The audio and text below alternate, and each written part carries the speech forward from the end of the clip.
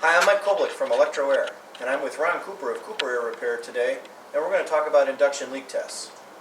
An induction leak test is a commonly misunderstood and overlooked engine diagnostic test, yet it can be a very effective tool in diagnosing major engine problems and helping to improve the efficiency of engine operation. We're going to talk today about some effective techniques for finding induction leaks on aircraft engines. Ron, what are some of the indications for doing an induction leak test, or why would we do an induction leak test in the first place? Well, generally we perform these tests at 100-hour and annual inspections when the aircraft comes in or a customer complaint.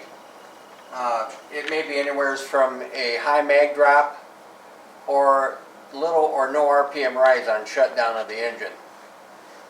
Now, why would an unusually high mag drop during an ignition check or little or no RPM rise during an engine shutdown, why would that be a sign of an induction leak? Well, when you've got an overly lean cylinder, you've got a situation where that cylinder is putting out less power compared to the other cylinders with a proper mixture in it. So when that cylinder is checked with the mags, it's going to make the RPMs drop even more. Makes sense. Let's talk about the induction leak test itself. Right off the bat, safety first. Generally, you want to do this test with two people. That'll become obvious in a minute. Secondly, you want to make sure the aircraft is secured, the master switch is off, throttles and mixture control are closed, remove the spark plug wires from the spark plugs themselves, and anytime you're operating near the engine, always remain outside of the arc of the propeller so we don't get any unusual, so you don't get hurt, basically. Safety first. The equipment needed is a differential compression tester set to 80 psi and a soapy bubble solution. Any soapy bubble solution will work. Kids' bubble bath in a spray bottle would be great. Ron, why don't you talk about the hookup of the equipment? Okay, basically we use number one cylinder as general. You would start out with a differential compression test. And we bring that cylinder up towards top dead center on the compression stroke, and then we induce our air into it, and then Mike will hold on to the prop, actually with both hands on each side of the prop, and you got to have communication between the two of you so he knows when the pressure is coming on, because these props can be quite deadly because of the force that this cylinder can put on that prop. Now, I'm going to hook up the differential compression gauge. Make sure your valve is turned off on your gauge so it doesn't put any air into it. Okay, Mike, are you ready? I'm ready. Okay, I'm going to turn the valve on, and then he's going to start feeling pressure build up in that cylinder. All right, Mike, why don't you move your prop so you can charge up the cylinder.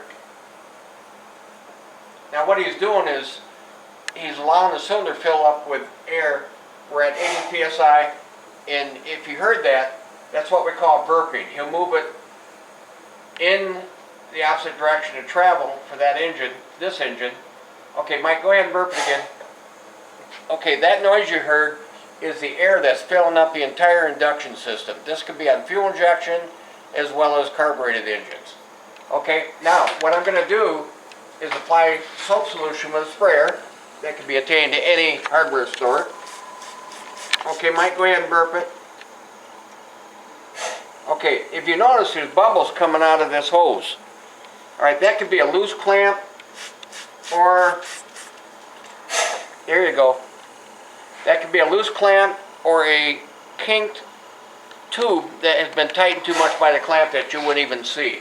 Alright, the next place that we're going to go is up on the gasket area where the induction tube bolts to the cylinder.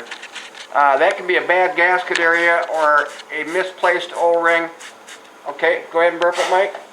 If you notice, that blew a lot of soap solution away from it. This is a severe leak. However, if it was a small, low pressure leak, by putting too much air when what we call burping it like you're seeing, it could blow the soapy solution away from it. So let me do it one more time. And then, okay, Mike, go ahead. All right, there's a major leak. That's going to cause a lean cylinder condition, mag check problems, shutdown problems, as well as cause excessive heat in that cylinder. Okay, Mike, we're done. Don't let go of the prop yet. I'm turning the valve off and disconnecting it so there's no pressure left in the cylinder. And then make sure move the prop so it relieve it, Mike, just in case. Okay, that's it for the induction leak test. So just to review, on the induction leak test, always make sure the airplane is safe and secure, master switch throttles, all that equipment turned off. Do this test with 2 people. Check for induction leaks. Common checkpoints would be loose clamps, induction tubes, rolled seals on induction intake tubes, throttle shaft, loose carburetor, fuel injection servo. I hope this video has been helpful. For Ron Cooper, I'm Mike Koblick with Electro Air. Happy flying.